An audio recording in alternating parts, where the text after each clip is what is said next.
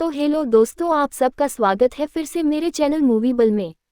मुझे उम्मीद है कि आप सब ने दृश्यम मूवी का पार्ट 1 तो जरूर देखा होगा, क्योंकि ऐसी मूवी सदियों में एक बार बनती है जिसके डायलॉग या सीन हमें सालों तक याद रहते हैं। तो दोस्तों, आज की कहानी उसी मूवी यानी कि दृश्यम मूवी के पार्ट 2 की, जो हाल ही में रिलीज हुई है। तो फिल्म की शुरुआत होती है डेविड नाम के आदमी से, जो कि एक आदमी को ड्रग्स देने जाता है। जब डेविड ड्रग्स देता है तो वो आदमी बदले में उसे पैसे नहीं देता है, जिसके कारण दोनों के बीच में झड़प होने लगती है। उसी झड़प में डेविड से गोली चल जाती है और वो आदमी मारा जाता है। तभी वहां पुलिस आ जाती है। पुलिस ने डेविड को उस आदमी को मारते हुए देख लिया था। डेविड जब उन्हें देखता है तो तुरंत ही जंगलों में भागने लगता है। पुलिस वाले भी उसका पीछा कर रहे होते हैं, जिसके बाद डेविड पुलिस स्टेशन के पास रुकता है, जहां पर वो विजय को पुलिस स्टेशन से फावड़ा लेके बाहर आते हुए देखता है। आज दिन 2 अक्टूबर 2014 का है, मतलब आज ही के दिन सैम की बॉडी को दफनाया गया था। लेकिन ये रहस्य सिर्फ विजय को मालूम है और हमें यह पता चलता है कि ये रहस्य अब डेविड को भी मालूम है। जिसके बाद डेविड भागते हुए अपने घर पहुंचता है, लेकिन उससे ये नहीं मालूम कि पुलिस वाले अभी भी उसका पीछा कर रहे हैं। जिसके बाद डेविड को अरेस्ट किया जाता है। उसके बाद हमें 7 साल आगे की कहानी दिखाई जाती है, जहां हमें विजय की पूरी फैमिली दिखाई जाती है। विजय की फैमिली आज भी उस सदमे से उभरने की कोशिश कर रही है, जबकि उस बात को 7 साल हो चुके हैं, पर उन्हें अभी भी ये डर है कि कहीं पुलिस वालों को सैम की बॉडी मिल ना जाए, क्योंकि पुलिस वाले अक्सर सैम की बॉडी ढूंढने के लिए जहां तहां खुदाई करती रहती है। इन्हीं सब की वजह से अंजू को बुरे सपने आते रहते हैं और कभी कभी दौरा भी पड़ता है। और विजय इस बीच केबल ऑपरेटर से एक थिएटर का मालिक बन चुका है। फिल्म का शौकीन विजय अब फिल्म प्रोड्यूस करना चाहता है और कहानी को लेकर उसकी मुलाकात एक जाने माने डायरेक्टर से होती है। विजय ने अपनी फिल्म की कहानी खुद ही लिखी है, हल्कि विजय अपने फिल्म के क्लाइमैक्स से खुश नहीं है, इसीलिए वो डायरेक्टर से मिलने आया है और क्लाइमैक्स चर्चा कर रहा था। विजय कहता है कि हमें क्लाइमैक्स पर और ध्यान देना चाहिए, इसीलिए वो क्लाइमैक्स को फिर से लिखने का प्लान बनाते हैं। आगे हम गाय तोंडे को देखते हैं, जो कि 7 सालों से सस्पेंड है। गाय तोंडे के पास आईजी सर का कॉल आता है और तुरंत ही अपने घर पर बुलाते हैं। दरअसल आईजी सर विजय का केस रीओपन करने वाले हैं। तभी यहाँ एंट्री होती है आईजी सर यानी तरुण अहलावत की। गाय तोंडे को आईजी सर ने इसलिए बुलाया था क्योंकि गाय तोंडे ही वो शख्स है जिसको इस केस की सारी कहानी पता है और गाय तोंडे इस केस में चश्मदीद गवाह भी है। वही अब एंट्री होती है मीरा देशमुख की, जो लंदन से वापस आ चुकी थी, क्योंकि मीरा को ये मालूम है कि ये सब विजय ने किया है, पर सबूत न होने की वजह से वो कुछ नहीं कर सकती। लेकिन अब मीरा के हाथ एक सॉलिड लीड मिली है जिसमें तरुण उनका साथ देने वाले हैं। ये बात पूरे शहर में फैल चुकी थी कि विजय का केस फिर से रीओपन हो रहा है। आगे हम देखते हैं विजय के पड़ोस में डेविड और जेनी नाम के पति पत्नी रहते हैं, जो कि आपस में बहुत झगड़ते रहते हैं, क्योंकि डेविड अक्सर शराब पी के जेनी को बहुत मारता था। तभी हमें पता चलता है कि ये दोनों पुलिस वाले हैं, जो कि विजय के घर पर नजर रखे हुए हैं और विजय के घर में माइक्रोफोन फिट कर रखे हैं ताकि वो उनकी सारी बातें सुन पाए। लेकिन विजय की फैमिली ऐसी कोई भी बात नहीं करती जिससे पुलिस को पता चले कि सैम की बॉडी कहाँ है, और विजय की फैमिली में बाकी किसी को पता नहीं था कि सैम की बॉडी कहाँ है। वही पुलिस को जांच में कुछ खास हासिल नहीं होता।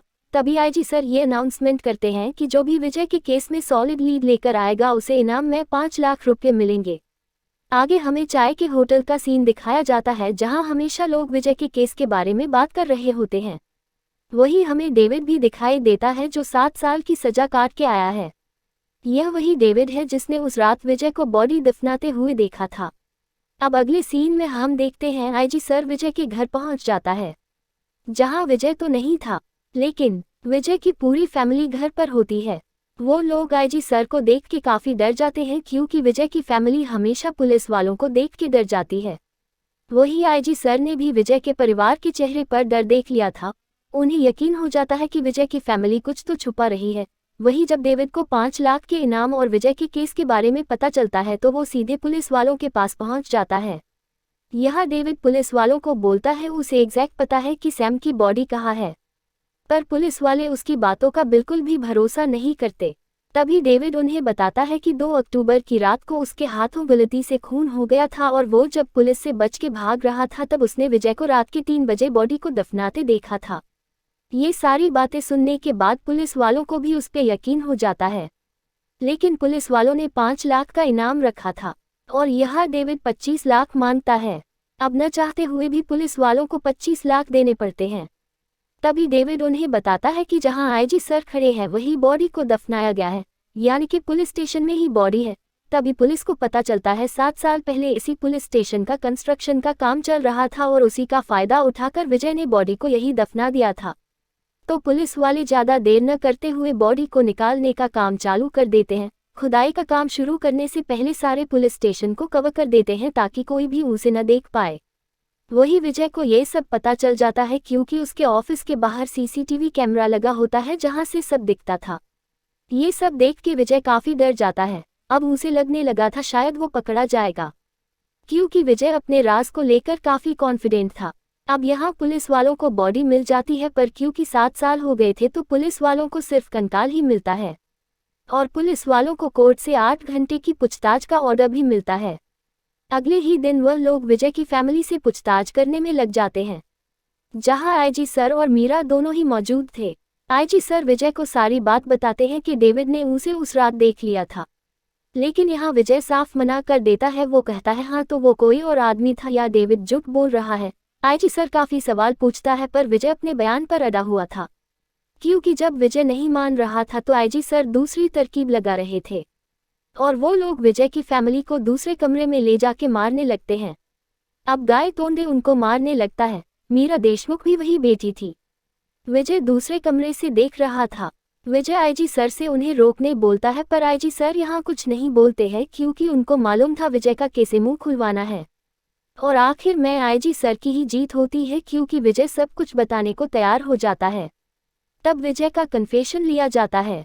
विजय बताता है कि 2 अक्टूबर की रात को वो ऑफिस में था और शराब पी रहा था। जब वो घर जाता है तो देखता है घर का दरवाजा खुला था। जब वो अंदर जाता है तो किसी आदमी ने उस पे हमला कर दिया। हमारे बीच झड़प हो जाती है और इसी झड़प में उस पे सरिये से सर पे मार लग जाता है और वो आदमी मर जाता है। बाद में वो बताता है कि उस आदमी के मरने के बाद उसने उस आदमी की बॉडी को चुपचाप पुलिस स्टेशन में दफना दी। विजय की फैमिली को भी ये बात पता नहीं थी। अब विजय पकड़ा गया है तो पूरा इल्जाम अपने ऊपर ले लिया ताकि उसकी फैमिली बची रहे। कन्फेशन के बाद विजय अपने घर जाता है। यहाँ विजय की पूरी फैमिली काफी दुखी थी क्योंकि विजय ने उनका इल्जाम अपने सर ले लिया था। अब अगले दिन पुलिस विजय को कोर्ट ले जाती है, जहां पुलिस को विजय की जुडिशियल कस्टडी मिलने वाली थी। यहीं पर आईजी सर काफी खुश हो रहे हैं क्योंकि उन्हें ऐसा लगता है कि उन्होंने विजय का केस सॉल्व कर दिया। वहीं पर मीरा देशमुख भी मौजूद थी। तभी वह एक आदमी आता है जो आईजी सर से विजय के बारे में कुछ महत्वपूर्ण बात करना चाह रहा था। ये आदमी और कोई नहीं विजय की फिल्म का डायरेक्टर होता है, जो उन लोगों से कहता है शायद मुझे विजय को पहचानने में भूल हो गई है। वो बताता है कि उसकी मुलाकात विजय से 2016 में हुई थी, जहां पर वो एक फिल्म बनाने के बारे में बात कर रहा था। उसने कहा था वो इस फिल्म को प्रोड्यूस भी करेगा और इस फिल्म की कहानी भी वही लिखेगा। तभी वो दोनों फिल्म की कहानी लिखना स्टार्ट करते हैं, पर दोनों फिल्म के क्लाइमैक्स पे आके अटक जाते हैं। सबसे पहले डायरेक्टर आईजी सर और मीरा को उनकी लिखी गई कहानी सुनाता है। ये कहानी दरअसल विजय की बायोपिक है। विजय ने सैम के साथ जो भी किया और इस केस में जो भी हुआ वो सब इस स्टोरी में लिखा था। और जबकि विजय को कॉपीराइट का डर था, इसीलिए विजय ने एक किताब पब्लिश करवा दी थी। वो डायरेक्टर उनको वही बताने आया था कि वो बुक मेरे नाम से पब्लिश है। आगे डायरेक्टर कुछ बताता है, उससे पहले आईजी सर को गाय तोंडे का कॉल आता है और उन्हें ये पता चलता है कि यहाँ कोर्ट में बाजी पलट चुकी है। दरअसल जब कोर्ट में विजय का कन्फेशन चलाया जा रहा था और विजय से पूछा जाता है क्या ये सच है, तो विजय साफ मना कर देता है। तभी विजय कोर्ट में बताता है कि पुलिस ने जोर जबरदस्ती करके ये कन्फेशन रिकॉर्ड किया है।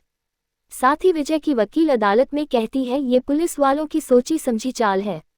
जो भी इस कन्फेशन में बुलवाया गया है वो सब कुछ एक नॉवेल से उठाया गया है।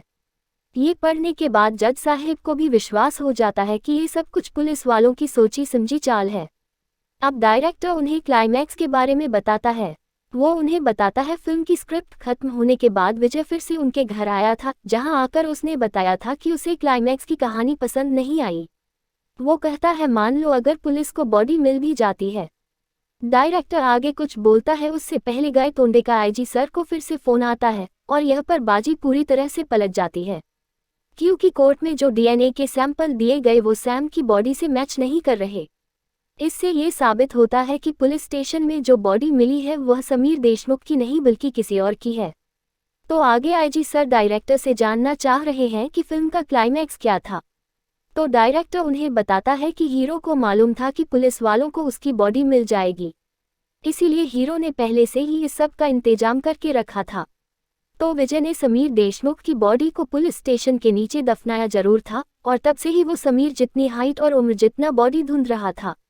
तभी विजय की मुलाकात एक आदमी से होती है जो चर्च में काम करता है, और उसी की बाजू में लोगों को दफनाया जाता है, और इसी पर विजय की तलाश खत्म हुई थी। विजय ने उस आदमी की पैसे से मदद की और उस आदमी ने विजय को स्केलेटन दे दिया। अब स्केलेटन सिर्फ बदलना था, और जहां पर स्केलेटन की डीएनए टेस्ट होती है वो काम दिन में होता है।